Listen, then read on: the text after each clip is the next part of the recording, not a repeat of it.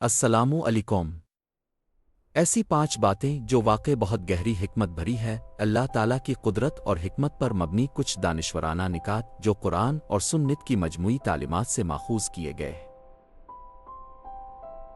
آئے ان باتوں کو مختصر سمجھتے ہیں۔ مردہ جسم میں بدبو۔ اگر مردہ جسم میں بدبو نہ آتی تو انسان اپنے پیاروں کو کبھی دفنانے کے لیے تیار نہ ہوتا۔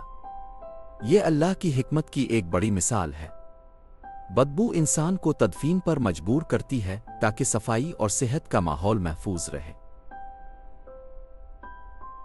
اناج میں کیڑے پڑنے کی بھی ایک حکمت ہے۔ سوچیں اگر گندم اور اناج میں کبھی کیڑے نہ پڑتے تو انسان انہیں سونے اور چاندی کی طرح جمع کر لیتا اور پھر غریب بھوک سے مر جاتے۔ یہ اللہ کا قدرتی نظام ہے جو انسان کو مجبور کرتا ہے کہ وہ اناج کو گردش میں رکھے، تقسیم کرے اور استعمال کرے، ورنہ معاشرہ بھوک اور افلاس کا شکار ہو جاتا۔ نیند کا آنا۔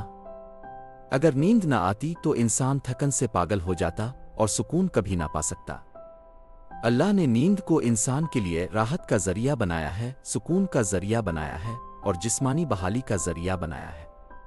یہ نعمت نہ ہو تو دنیا کی کوئی دولت سکون نہیں دے سکتی۔ مصیبت کے بعد صبر و سکون۔ اگر تکلیف کے بعد دل کو سکون نہ ملتا تو انسان کبھی زندگی سے لطف نہ اٹھا سکتا۔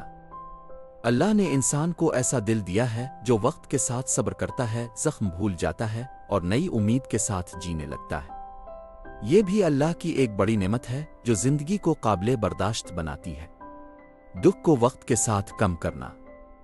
اگر دکھ ہمیشہ اسی شدت سے دل پر قائم رہتا تو انسان کسی صدمے سے باہر نہ نکل پاتا۔